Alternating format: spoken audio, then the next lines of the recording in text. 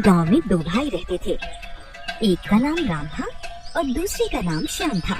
राम बर्फी पराठे का ठेला लगाता था और श्याम कुछ काम नहीं करता था और कभी किसी से उधार लेकर गुजारा करता था। एक दिन श्याम अपनी माँ के लिए नए कपड़े लेकर आता है। श्याम की माँ बोलती है, ये कपड़े तो बहुत अच्छे हैं, लेकिन बहुत महंगे भी लग रहे हैं। तू तो कोई काम धंधा भी नहीं करता है, फिर तेरे पास इतने पैसे कहाँ से आए? माँ तुम मुझसे ये सब मत पूछा करो, बस ये कपड़े लो और इन्हें पहनकर देखो कैसे लग रहे हैं। तभी घर में राम आ जाता है और उन दोनों की सारी बातें सुन लेता है। फिर राम बोलता है, इसने फिर से किसी से पैसे उधार लिए होंगे, उन्हीं पैसों से लेकर आया होगा ये नए कपड़े। श्याम तो भले ही कोई भी जुगाड़ करके पैसा कमा लेगा, लेकिन तू उन पैसों से कभी कोई अच्छा काम नहीं कर पाएगा।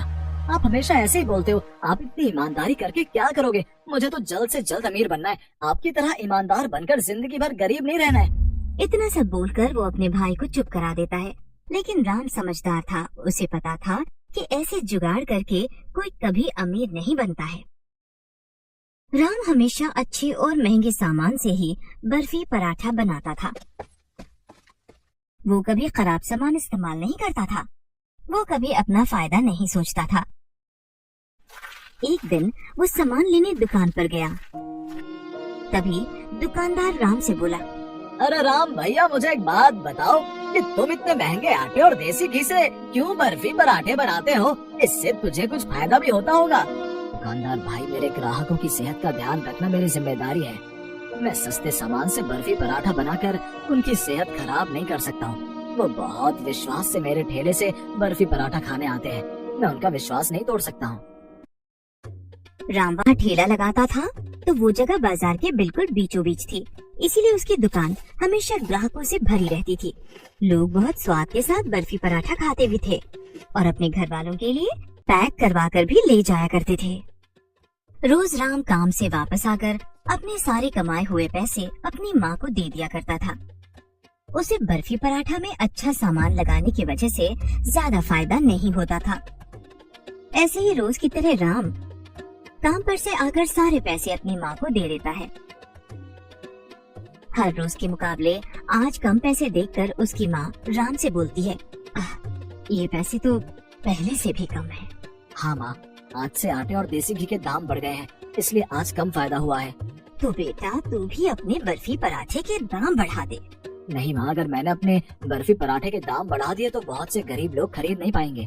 बेटा ऐसे तो हमें बहुत नुकसान हो जाएगा। कोई बात नहीं माँ, अगर गरीब लोगों को बर्फी पराठा बेचकर हमें कम फायदा होता है तो कोई बात नहीं। ये सब बातें उसका भाई श्याम सुन रहा था। भैया, आज के समय में लोग सबसे पहले खुद के बारे में सोचते हैं, ये बात आप कब समझोगे? श्याम, मैं ऐसा कभी भी नहीं सोच सकता, और बल्कि मैं ये चाहता हूँ कि तुम भी एक ईमानदार इंसान बनो और सच्चाई की राह पर चलो। नहीं नहीं भैया, मैं आपकी तरह कभी नहीं बनना चाहता हूँ, क्योंकि अगर आपकी तरह काम करूंगा तो मैं कभी अमीर नहीं बनूंगा और मुझे जल्द से जल्द बहुत अमीर बनना है। श्याम, एक बात का हमेशा ध्यान रखना कि तेरी वजह से किसी को कोई भी नुकसान नहीं पहुँचना चाहिए। दोनों की बातें सुनकर उनकी माँ बहुत परेशान हो जाती है और मन ही मन सोचती है कि इन दोनों भाइयों की सोच बिल्कुल अलग है। मेरे मरने के बाद इन दोनों का क्या होगा?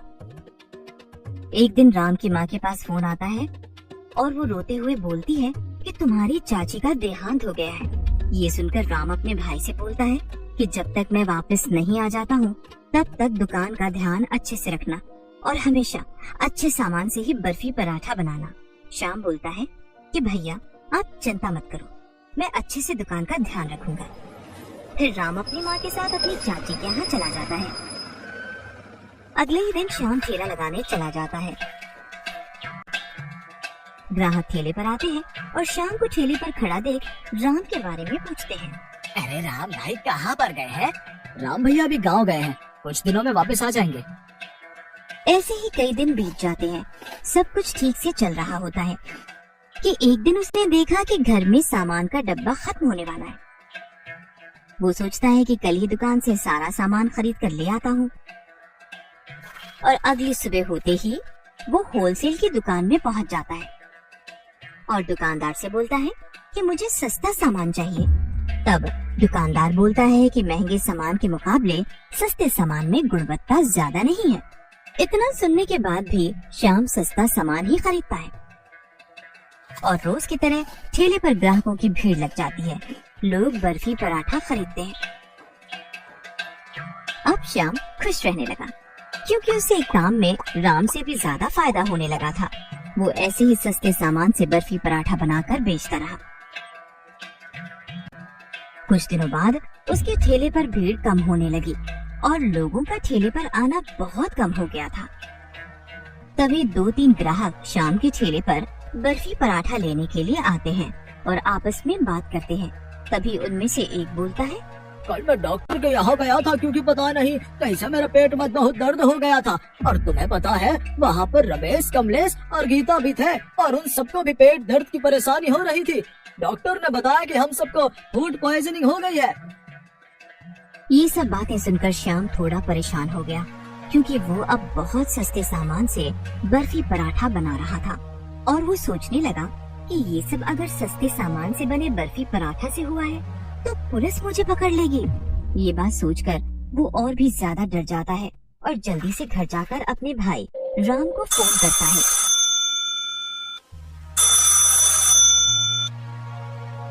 और बोलता है, भैया मुझसे बहुत बड़ी गलती हो गई है। आपने मुझे बहुत समझाया लेकिन मैंने आपकी बात नहीं मानी और लालच की वजह से मैंने सस्ते सामान से बर्फी पराठा बनाकर बेचे और मेरी वजह से उन सभी लोगों को फूड पॉइजनिंग हो गई। भैया आप मेरी मदद कर दीजिए। मैंने तुझे पहले ही मना किया था लेकिन तूने मेरी बात नहीं मानी थी। अब देख तेरी वजह से सब लोग बीमार हो गए हैं। श्याम पहले जा और वो सस्ते सामान को बाहर फेंक दे और अब भगवान से दुआ कर कि वो सब लोग जल्दी से ठीक हो जाए। ठीक है भैया, मैं अब से वही करूँगा जैसा आप कहेंगे। फिर श्याम ने वैसे ही किया। उसने सबसे पहले वो सारा सस्ता सामान उठाकर बाहर फेंक दिया। श्याम को अपनी गलती का एहसास हो गया। उसने सोचा कि मैं आज के बाद कभी भी लालच नहीं करूँगा। मेरी वजह से सभी लोग बीमार हो गए हैं। मैं आज के बाद कोई जुगाड़ से काम नहीं करूँगा। और वो भगवान से सब लोगों के लिए दुआ करने लगा।